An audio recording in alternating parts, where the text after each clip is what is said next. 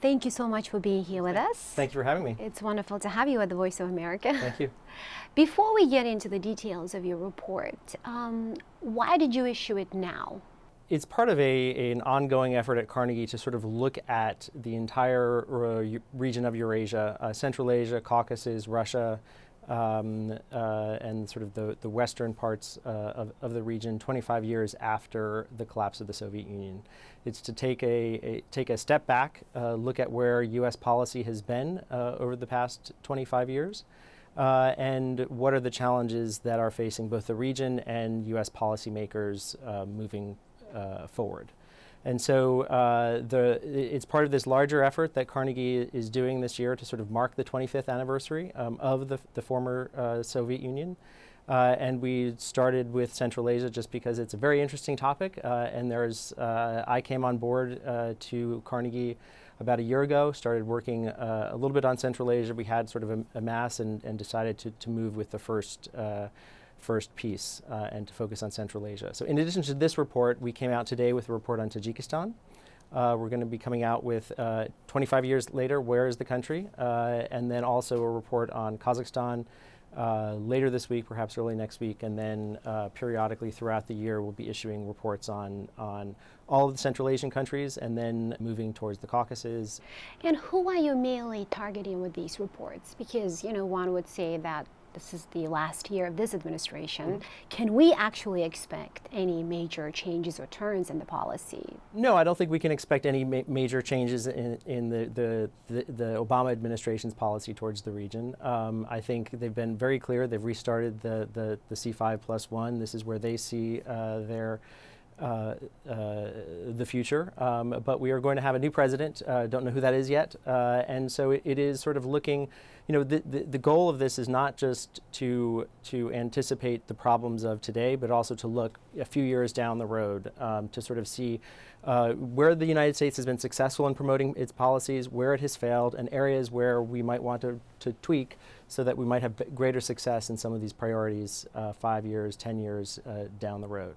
So it's not geared towards any specific administration. We're trying to identify issues that might come around the corner and just highlight them for policymakers and people thinking about the region. I would say, the number one audience is probably, current and future policymakers in the U.S. government. It's very focused on sort of the United States and what the United States can and should and perhaps has been doing. So you obviously want the presidential contenders and their advisors to be reading this report. Yeah, I doubt the presidential contenders will read this one. Hopefully their advisors will. It's to sort of look at sort of a holistic view. This is a region that has changed dramatically in the past 25 years. It started off being very sort of oriented towards Russia. That orientation is a little bit less strong than it used to be. Greater orientation now towards China. Also, you've all of Afghanistan happening, the changes and the instability that's still brewing. Questions about U.S. policy moving forward in Afghanistan.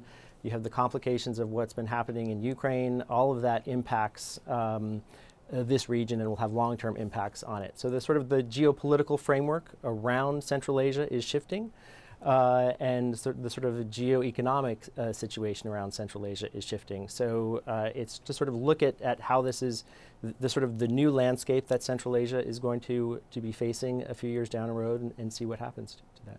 How do you feel about the feedback you have gotten so far from various parts of the U.S. government, of course, and from various think tanks here in Washington? And also, have you heard any serious feedback from the region? We haven't gotten too much feedback from the region. I think parts of the region are not very happy with it. It does it calls for a more realistic view of where Central Asia is in U.S. priorities.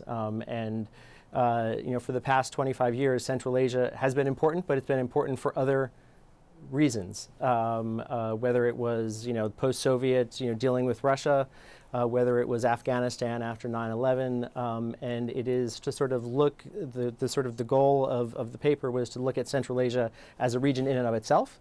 What are the issues that it has to face, and where does it stack up in the priorities of the United States? And so I think some in the region, it does sort of say that this is not the top priority of the United States. It's probably a higher priority for Russia and China than it is for the United States.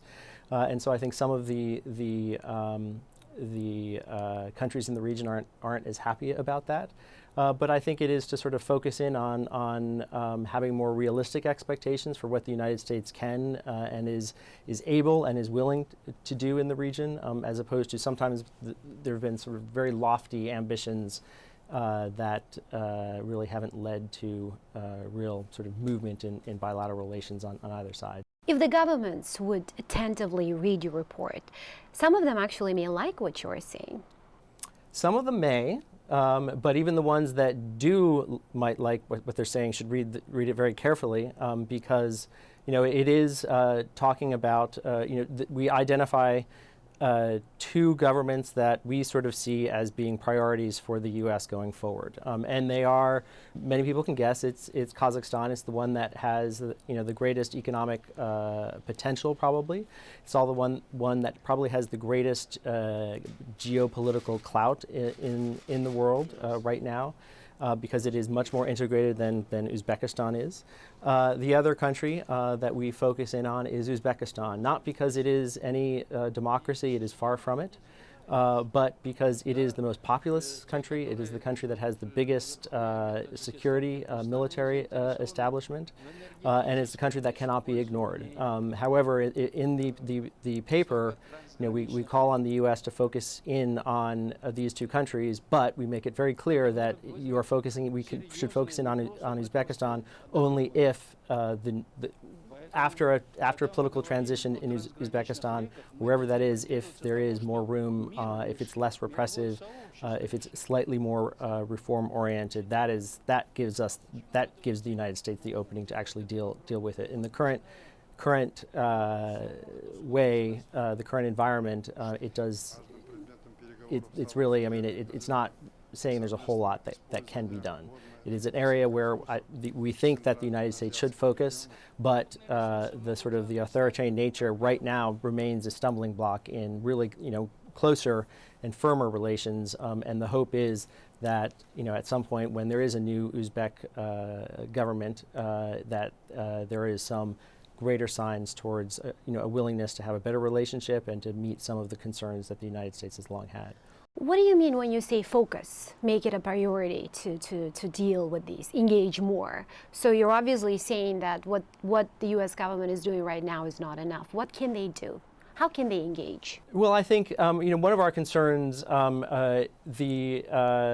we've gotten some criticism from human rights organizations, and I'm not surprised on that, because it does focus away from human rights advocacy across the board for every, the whole panoply of human rights, but to focus in on specific, human rights and human security issues that will impact the socioeconomic conditions. I think it's been very clear 25 years after these countries became independent that they are not going to become liberal democracies anytime soon. They're not going to be sort of following a post-socialist model that we've seen in parts of Eastern Europe, or the transitions that we've seen in some parts of East Asia.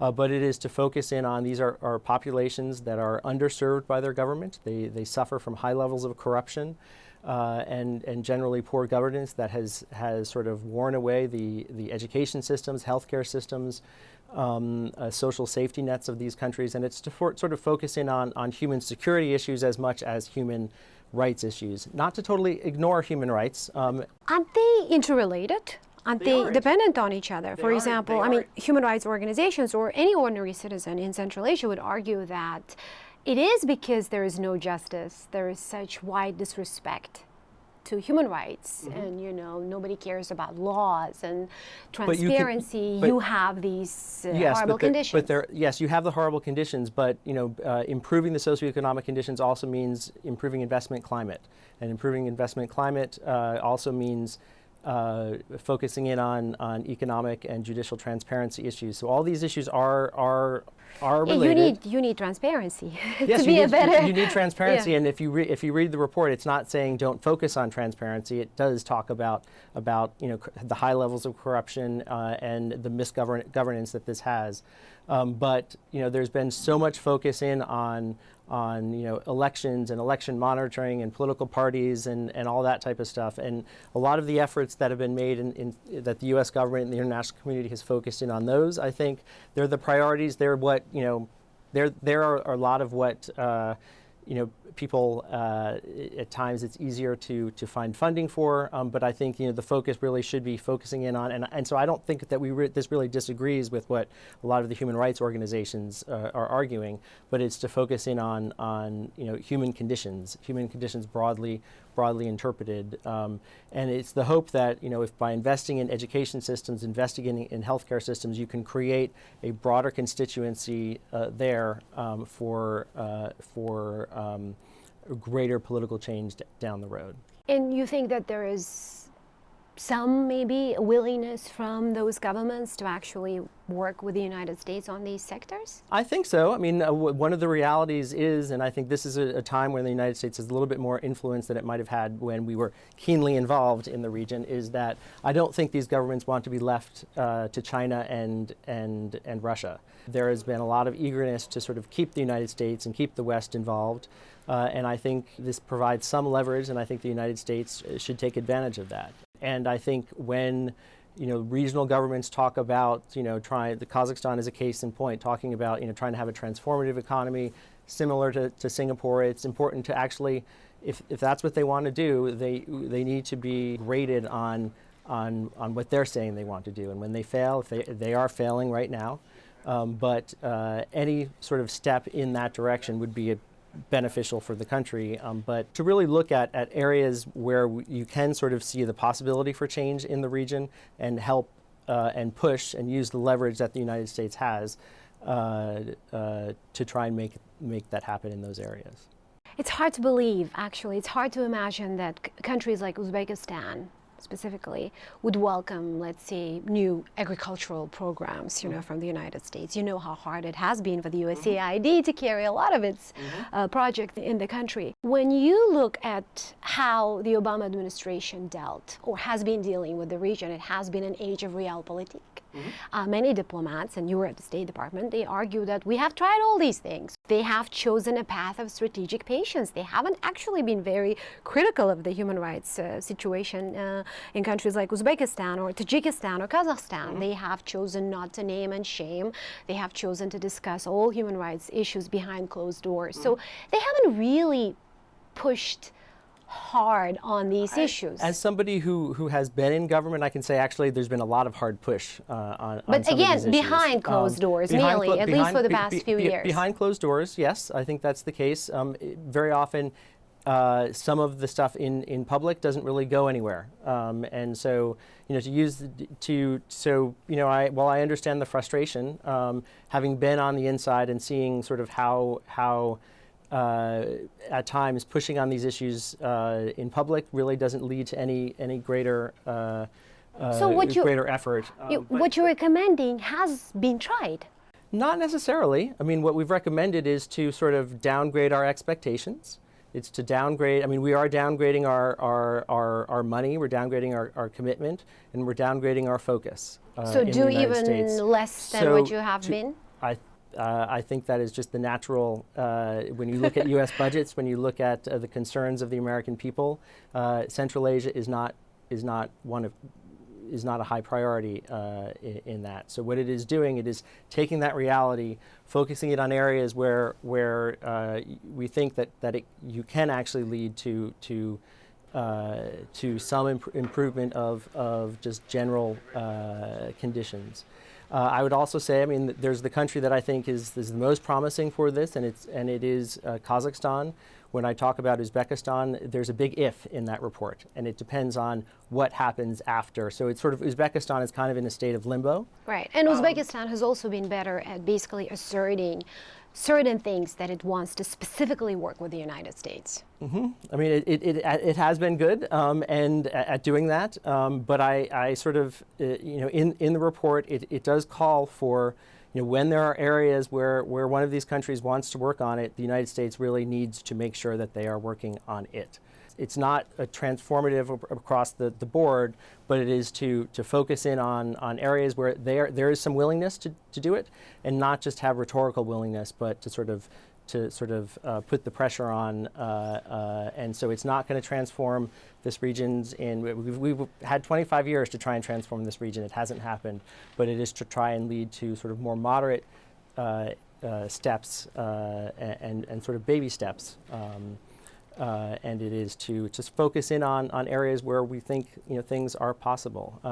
It would be nice to sort of say that's possible in Kyrgyzstan, the region's only democracy, and I think at some point, because it is the region's, it's a fledgling democracy that is very troubled. But it is an area where we should have some focus. Turkmenistan is a very troubled state that I think even trying and sort of being at least somewhat hopeful I am hopeful in Uzbekistan in that the Uzbek people are very great, great. They have great potential. So the country has great potential. It's just badly governed, and there are some very promising people in the Uzbek government. They're not sort of the senior people, but I'm talking long term here. And when you do meet with some sort of mid-ranking government officials in Uzbekistan, they are not all bad, as is very often the view on the outside.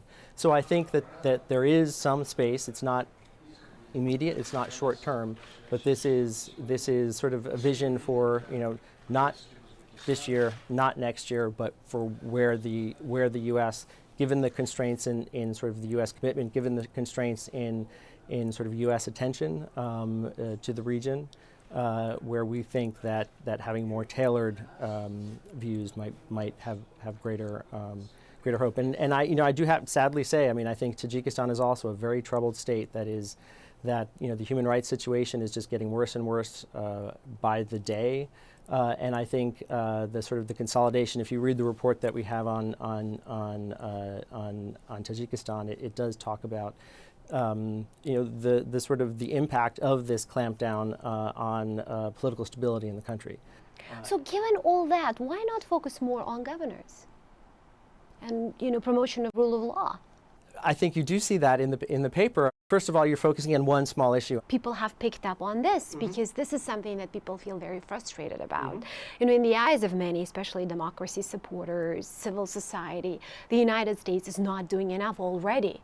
So to read a report that is coming from Washington, which recommends that do not really make this a priority, it's being read as a sign of complete disengagement. I want to read you what Fergana News Agency, for example, a regional aggregator, wrote that if your recommendation, if Carnegie's recommendation would be taken into account and followed, Central Asian governments would basically get a green light from the United States to continue or even increase their repressive policies.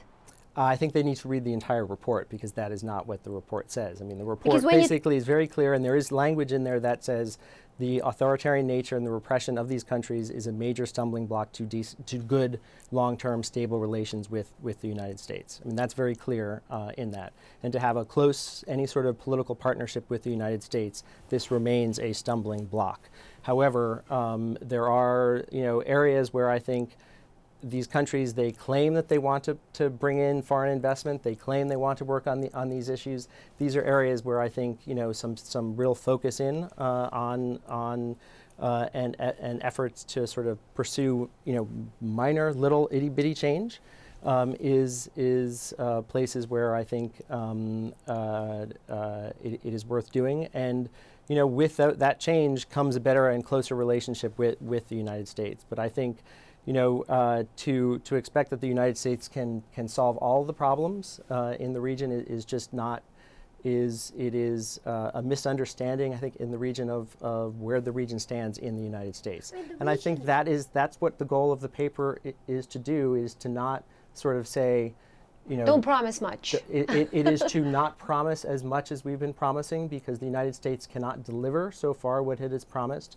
So it's to narrow down, to focus on areas where we sort of see there would be beneficials to society at large, where governments have at least rhetorically said they are willing to do this, and to actually put the pressure on and to use the leverage. The United States is disengaging from the region.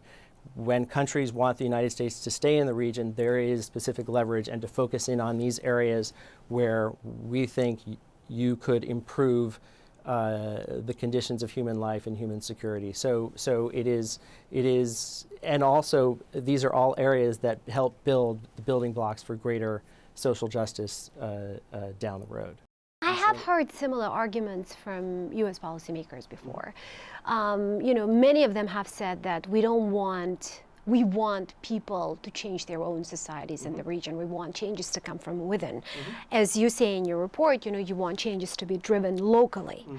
But people still need support. Are you saying that the United States should not support civil society? I think when you look at the assistance and you look at the downward trajectory, it sort of gives an indication of where U.S. policy and U.S. policymakers, the importance that they now give to the region. Most of the assistance has gone to Kyrgyzstan and Tajikistan. Yes, and I sort of think a lot of the assistance that has gone to, particularly Tajikistan, given the high levels of corruption, all of the anti-narcotics training and all of that has been wasted because that has not been money that has been well spent, because the Tajik government, they make claims they want to actually fight corruption and sort of reduce corruption specifically in that sector. But they really haven't done anything beyond that. And so I do think it is to focus in on areas and countries where over the long term there is a specific need and a greater potential to actually have change. And I think if you look at Kazakhstan, I mean, its ability to be sort of if you are able, I mean, it says the right things, it doesn't do the right things, but if you start holding the country accountable and holding it greater accountability on what it is saying in public as well, it does have the potential to sort of gradually create conditions that are better for human life. And I mean, I don't see, sadly, I would like to see that in Kyrgyzstan. It's a country that does get a lot of assistance. It is a country that is a fledgling democracy, but it just keeps on and sort of being in this sort of spiral of instability. And it basically just doesn't seem to be working there. I would love to be able to say, yes, let's focus all of our resources into that country, but I think the countries that are the most important for the United States in the region, and this is a report that is sort of focusing on where U.S. policy is meant for the U.S. Administration and U.S. People interested in the region. More than it is of course read there, but it is to sort of really focus in on where U.S. taxpayers, U.S. interests are, and what is achievable. People look at the United States as a special, unique place, as a beacon of freedom and democracy. So promotion of freedom is something that the United States offers in a very unique way. So if you push that aside or downgrade it a little bit, what is left for the United States? I think the United States for 26 years, I mean, moving on to the 26th year, has been trying to focus on this area, and it's been an absolute failure. When you look at the countries today and you look at them back in the 1990s, and I think it has been because it's a lot of lofty language without really focused in follow through, and so the focus is to sort of to look at areas where we think things are possible. The other problem that the United States faces is this belief that we are actively promoting regime change around the world, and this is something that sadly is not just shared by the governments themselves, but when I travel through the region, I hear the same thing from people as well. How do you try and promote change when the governments are resistant to all U.S. involvement in any type of change? So this is sort of this also, this sort of let's focus in on areas where we sort of see, greater potential is also because the reality is that the United States can't transform the region. We've tried. The United States is not actively trying to overthrow governments, even though populations and the regimes of the region think it is. And so this is to sort of try and sort of focus in on sort of a new approach, not let's try everything, but it's to let's look at specific areas. But just to be fair, in your report, you do mention some stories of success in the region. It's not like you're not saying that U.S. has failed in the region. No, the U.S. has failed, I think, on the democracy promotion agenda. I do not think the U.S. has failed. I mean, there has been a non-proliferation agenda that I think has been quite successful. And that is one of the reasons it's been particularly successful with Kazakhstan, and that's one of the reasons why I think you can sort of build more with Kazakhstan, because there is a greater history of success specifically in that area. These countries, they remain independent and sovereign states, which was not very clear that they would 25 years ago. Some of them are in greater sense of sort of insecurity than others. But these states are also less tied to one individual country, and those that I think are tied to one country, Russia still. I mean, Tajikistan is very tied to Russia. Kyrgyzstan is very tied to Russia. They're countries that are hurting tremendously. Turkmenistan tied itself to China. It's also hurting because, and so one of the things that I think, one of the goals was to sort of create greater economic connections with the outside world, whether that's through WTO, whether it's through pipelines, whether it's through infrastructure. Some of the U.S. plans, the New Silk Road hasn't really worked. The United States, and this is one of the examples of the United States' lofty language not following through with the resources. But other powers and other states have had, or potentially might have greater success in promoting some of these cross, regional relations. But I do think, the fact that these countries are not dependent on Russia to the same extent that they were, that they have other economic partners. I think that is a positive, and that's one of what one of the goals was back in the 1990s. What if the United States pushed harder on human rights promotion? What would happen? Because Human Rights Watch, several other human rights organizations, they have always recommended the United States to actually do what you were just saying, just follow up, condition these governments to make meaningful changes, address the issue of political prisoners, talk about the lack of media freedom. So you're saying that the United States has failed to promote human rights and democracy in the region. Maybe they haven't done it the right way. Maybe they haven't. I'm not sure. But one of the things is this is sort of a way in which we think if people read the details of this report. I mean, this is a sort of a sort of a blueprint for what we think is to slightly change it, work on as much on human security and sort of socioeconomic conditions. And one of the things that gets people out onto the street really mostly in the region, I mean, it's not, I mean, yes, a fraudulent election might get a few people out, but it is, socioeconomic problems, it's salaries not being paid, it's, problems in the healthcare system. And so these are, I mean, when you look at that, when you look at really what motivates a lot of the issues, it is tied with sort of human condition. And I think our concern moving forward is, given the economic trends in all of these countries,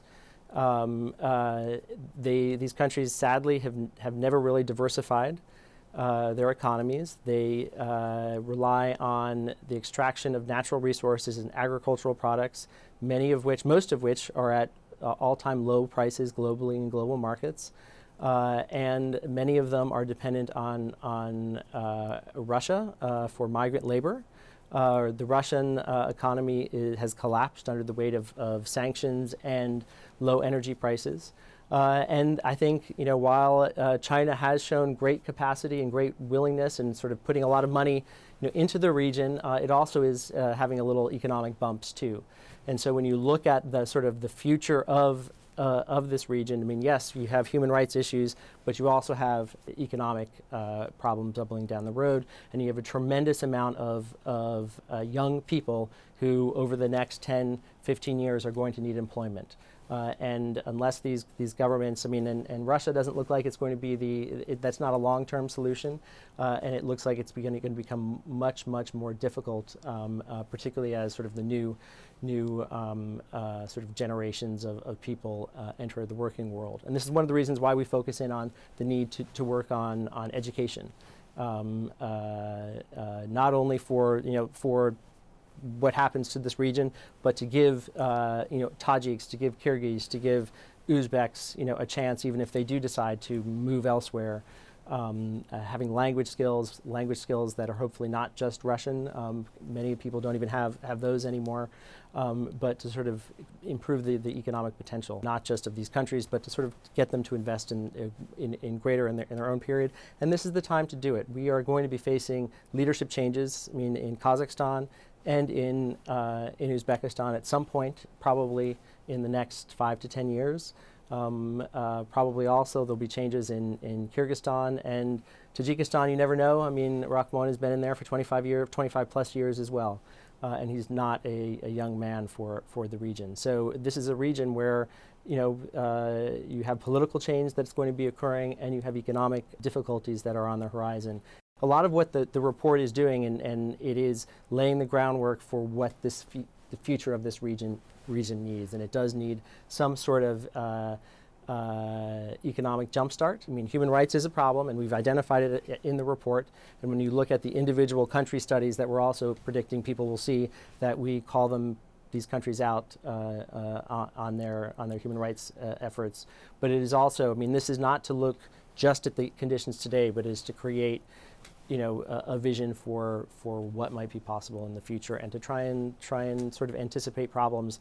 And we have 2 big problems coming up. We have 3 problems. We have a youth bulge, we have a political change coming, and we have socioeconomic discontent that's probably on down the road. You were recommending change in tactics, not necessarily in strategy. You do know the priorities for the United States, which is, to have a stable, secure Central Asia, to, U.S. should continue promoting economic development, should continue promoting reforms, political and social. And should continue talking about human rights. I mean, you'll see that that's all but in there. You're basically recommending to change the way U.S. has been doing all these things. Yes, it's to sort of be more realistic. It's to be a little bit more honest that this is an important region, but it is not. This is a region that is very far from the United States. And having worked at the State Department, and your other two of your colleagues are also, former U.S. government officials, you know what it is like to deal with Central Asia. It's a very complex region. You know that these are repressive regimes. You know that these are very corrupt regimes.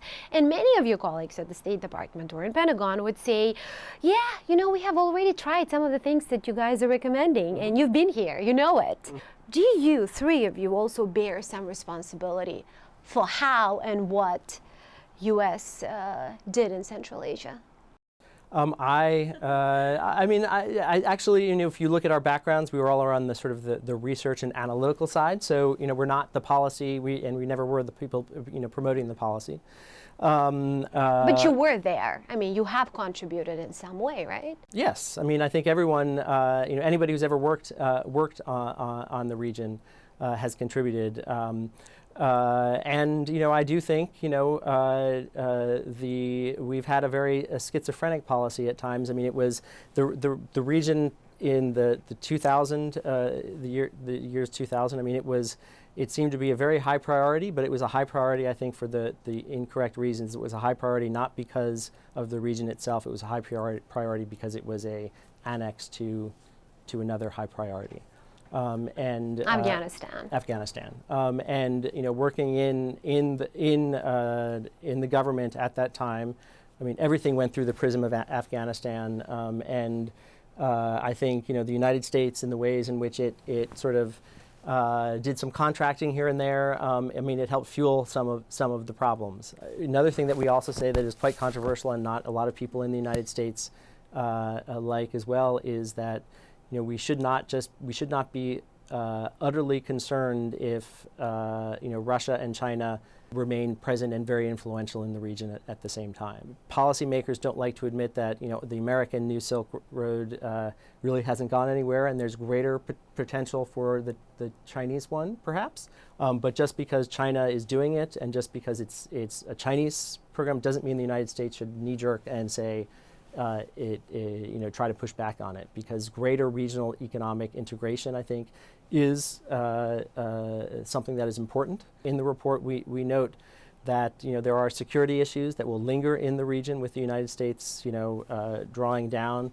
But even when we had massive instability in Kyrgyzstan and the United States had a presence, the United States at that point really wasn't in a position or willing to do anything about that. And that was at a time when we were very engaged in the region. And so moving forward, I think China probably is going to want to take a greater role in sort of not just an economic role, but on other issues in the region, and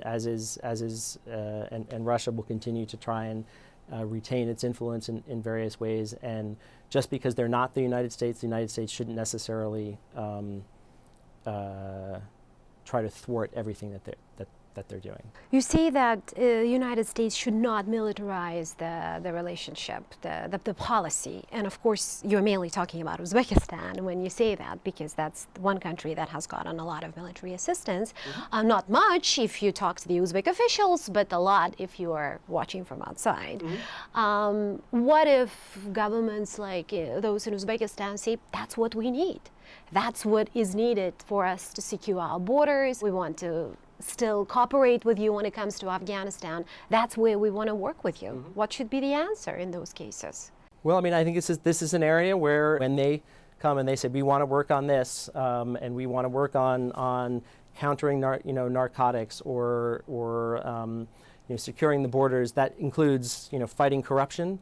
That includes fighting corruption and that includes government complicity, local government complicity in some of these schemes. And so this is not just a pen to sort of say these governments can do what it is, but this is an area. If Uzbekistan does show and says it wants to actually work on these issues, any assistance going forward should hold them to, this is where we use our leverage, and this is what we're saying is you want our involvement, you want us to remain active in the region. So condition it to something? Have some, yeah. I mean, to not releasing every political prisoner out there, because the United States will not be able to achieve that. But if they want to fight, and this is why as I said earlier, the money that we've spent on fighting corruption in Tajikistan has been a waste of U.S. taxpayer dollars. Millions of dollars. Millions of dollars, and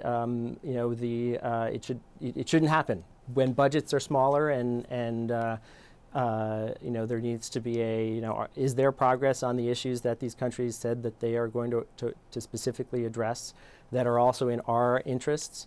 Getting political prisoners out is an important issue, and I do know that my former colleagues at the State Department still press on these issues. It's one of the top things that are usually on every briefing paper and briefing book of any person going into any sort of negotiations.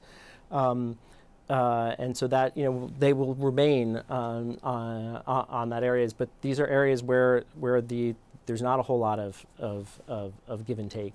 But I do think on particularly on areas where these governments have declared their own commitment to fighting some ill in their own societies, that's the areas where we really where there's a greater chance for some sort of leverage. Every country in Central Asia wants to be seen as a unique state, as much as the United States wants the region to integrate. So, when you talk about China and Russia and the United States having some common interests and the possibility of being able to work together on the region, they don't like it. Because they feel like, okay, these major powers are going to talk over us. As usual, they're not treating us like equal partners. They should come to us first if they want to talk about the region. So, to what extent can these three, let's say, powers genuinely work on the region? I'm not saying that these powers should cut deals in close corners, but if you look at the American perspective of this, and this is what the report is about, The United States has spent millions and billions of dollars on securing Afghanistan and sort of a presence in the region. Other countries have benefited from that, and as the United States is withdrawing or drawing down from Afghanistan and lowering the budgets that we're committing to the region, it's sort of the reality. I mean, it's China and Russia were depending on the United States. It's time for the United States to sort of not sort of say we have to do everything here in this region. So it's not for cutting deals. It's not for all of this. But when Kyrgyzstan had its upheaval in 2010, I mean it wanted assistance from other countries. Did it in sort of like bilateral way. I mean didn't really get what they wanted. But nobody really rushed. Nobody really rushed, help. and I think that's because it's not. The capacity to do something. I mean, I think it's very often believed in the region that the United States can sort of have a little wand and make things happen, and the United States, sadly, is just not that powerful enough. And the tendency is such that, for example, countries like Uzbekistan and Kazakhstan want to have their own special deals with each of these countries. They come to the United States because of They come to the United States and they play the United States off Russia. They play the United States off China. They play China off Russia. That won't change. But just because they are playing, the Uzbeks are playing, the Chinese off the United States to get investment in some specific area, the United States should recognize that's what's happening, but not get too worried that Uzbekistan is going to be China's best ally now, because there's a history of these countries each trying to bargain with the various outside powers, and it's sort of I think it's a call also to recognize that this is how the region works. And so it's not to sort of rush in every single time the Chinese or the Russians sign a multi-million-dollar infrastructure deal in the region, not to get overly concerned about that. To what extent should America worry about its image in the region? Because, as you know, there is growing anti-Americanism. A lot of young people, when we talk to them, they actually very strongly believe that their repressive governments are in bed with the United States, that, President Karimov is supported by the United States, Nazarbayev, and all the other leaders, that despite the fact that U.S. can be critical at times, they are really supporting them. This is an image that's there. I think it's mistaken, but, there's not a whole lot that, we have a whole bunch of public diplomacy things. I mean, we can change our policies 100%. How do you assess that? But our public diplomacy, I think it's not been very effective in the region. It's sort of a dual image. I mean, there's an indigenous one that the United States is, in cahoots with various different powers, and then you get a sort of things bubbling down from Russia that sort of reconfirms some of that. It's just a very different conspiracy theories. And sadly, I mean, this is a region that is full of conspiracy theories. This is a region that's full of conspiracy theories, sadly, because of the lack of sort of a free press. And there's not a whole lot that to fight conspiracy theories. I mean, it's a key part of sort of the rumor mill. It's a key part of how sort of information is passed through. I mean, we can have greater outreach, but it's a very difficult issue to sort of fight these sort of dual narratives that are in the region. Why aren't you recommending Congress to allocate more money for Central Asia? Because that's not feasible. Because that's not feasible. It's not feasible in this environment. I would love it. I mean, I trained as a Central Asianist. I spent years in Uzbekistan, years in Kazakhstan. I would love Central Asia to be a greater priority for the United States. But the reality is, if you look at the U.S. election right now, I mean, Central Asia is we haven't heard anything We haven't heard anything about it. Every once in a while we'll hear something about Russia. Every once in a while we'll hear something about China. What's there for the Central Asian governments to learn from your report? I mean, I think they need to learn a few things. One, the United States is perhaps it's not going to be the same presence that it has, and these countries are probably not going to be the same importance to future administrations that they have been under the administrations of George Bush and Barack Obama. They should look at these changing geopolitical trends that are occurring in the region, and they should also be very wary of sort of the economic problems that are bubbling down the road and the potential for greater socioeconomic discontent. These countries really should have, diversified their economies and put reforms in, 10, 15 years ago, and for this foreseeable future, they are going to be having serious economic problems. And so I think there is a time for reform, and that time is sort of now. And that's one of the things. I mean, one of the things that we're sort of focusing in on is where this region could be in 10, 15 years. And the economic environment right now does not look bright.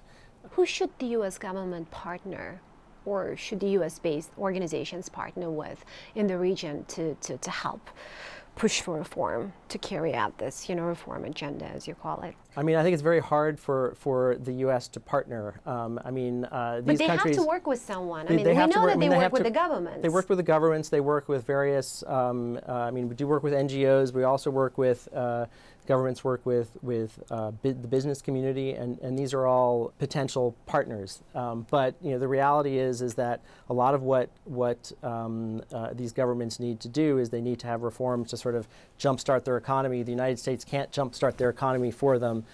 So a lot of this is sort of domestic issues that need to be worked out to sort of help, create greater environments for some sort of economic diversification 5 years down the road. And so, I think the United States can't sort of ask anybody to go and invest in Uzbekistan. That's unrealistic. What the United States can do is encourage, reform, change, greater economic transparency, changes to sort of rule of law, all of which could help jumpstart the Uzbek economy, 5 years down the road, and then the businesses, then the United States can say, go look at Uzbekistan. But anytime you talk about reforms in the region, as you know well, it rings the bell, and the governments are very quick to say, hey, do not interfere into our internal affairs. The reality is, if they read the report, they'll see that the future doesn't, unless they have some changes, the future, might not be very bright. So U.S. has to come up with a way, maybe with an effective way to do this, then? What do you say to the Uzbek government, for example, which says do not interfere into these fields because it's our internal matter? That's fine. If they don't want to do that, they can have the political, social, economic problems that their country might face. But I do think the failure to reform is going to be an impediment to U.S. ties with the region in the future. I think we make that very clear in the report, and that is particularly clear in the report on Uzbekistan. I mean, there's a big if. It has to be a government that is at least more committed, at least vocally, to some of these reforms, and actually shows that it has a little bit of a track record to do that. It's not a call to start working with Uzbekistan, but it's a sort of a vision to sort of maybe a few years down the road, if after a transition things look different, there can be more. I mean, we can tell them we're not interfering in your affairs. They'll never believe it because of the sort of conspiracy theories that are there. But I think it is, it is and it will be an impediment. Is there any basis when we hear some of U.S. officials say we really don't have much leverage? I think our leverage is greater now than it was in the past, and that is because we are not actively involved to the same extent in a military campaign, and the supply lines going in and going out of Afghanistan. They're not as important to the United States, and the United States is refocusing to other parts of the world. I do not think that these countries want to be left solely to China, solely to Russia. I think most of them are very particularly concerned about sort of Russia's sort of flexing its muscles and Russia's ambitions to dictate, what their futures might hold. I think that is, there's greater ambitions and perhaps greater potential on the Russian side to interfere in domestic affairs of these countries than there is in the United States. And it's a reality that, the United States is not going to be in this region forever, and to keep the United States, focused in on the countries there, there has to be, that's the leverage that we can use. And so, the downside of the lack of U.S. Congressional funding for Central Asia is that there's less of a focus on it. But the upside of, because there's less of a focus on it, there is, what's left is there's a smaller pie to carve up. There's more priorities, in the countries that show greater willingness to sort of, work on some of these issues are the ones, where I think our money and our efforts should be focused. So I do think, as the United States is not involved in Afghanistan to the same extent as it is sort of withdrawing from the region as a whole, the ability to stay, to the extent that we're going to stay, it does depend on these countries, showing some commitment to doing what they say they want to do. Thank you so much. Thank you.